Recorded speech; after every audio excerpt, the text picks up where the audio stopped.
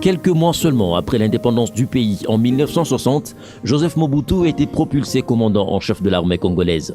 5 années et quelques crises plus tard, le colonel s'empare du pouvoir le 24 novembre 1965 et le conservera pendant plus de 30 ans. Il manquait des disciplines chez nos hommes politiques. Pendant 5 ans, nous allons l'instaurer dans tout le domaine politique, économique et financier. Voilà ce que soutenait Joseph Désiré Mobutu devant la presse belge pour justifier son nouveau coup d'État du 24 novembre 1965.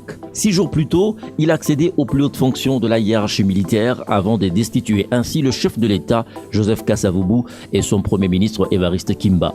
Déjà, en 1960, à peine 76 jours après l'indépendance du Congo, le 14 septembre de la même année, Mobutu s'imposait comme l'homme fort du pays. Chers compatriotes, ici le colonel Mobutu Joseph, chef d'État de l'armée nationale congolaise, qui vous parle depuis Léopoldville. L'armée nationale congolaise a décidé de neutraliser le chef de l'État, Joseph Kasavubu, jusqu'à la date du 31 décembre 1960. Il ne s'agit pas d'un coup d'État militaire, mais plutôt d'une simple révolution pacifique. L'armée va aider le pays à résoudre ses différents problèmes qui deviennent de plus en plus aigus. Une façon pour lui de justifier la neutralisation de l'exécutif en ce temps.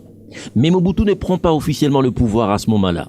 Il place en résidence surveillée le Premier ministre Patrice Emery Lumumba, pourtant son mentor politique. Celui-ci avait nommé Mobutu secrétaire d'État à la présidence au sein du premier gouvernement congolais. Ce dernier, après avoir tenté d'une évasion, sera arrêté puis transféré le 17 janvier 1961 dans le Katanga où il sera assassiné. Après la mort de Lumumba, Mobutu réhabilite Kasavubu à la tête du pays, mais garde lui le commandement de l'armée qui fait face à une rébellion menée par les fidèles du Premier ministre assassiné jusqu'à la prise de pouvoir officielle de Mobutu le 24 novembre 1965.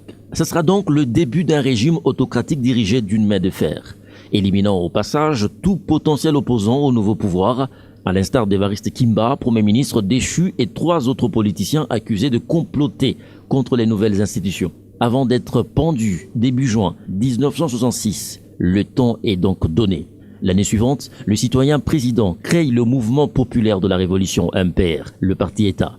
Il en devient le père fondateur. Tous les Congolais sont de fait membres de la formation politique. Un monopartisme qui durera jusqu'en 1990.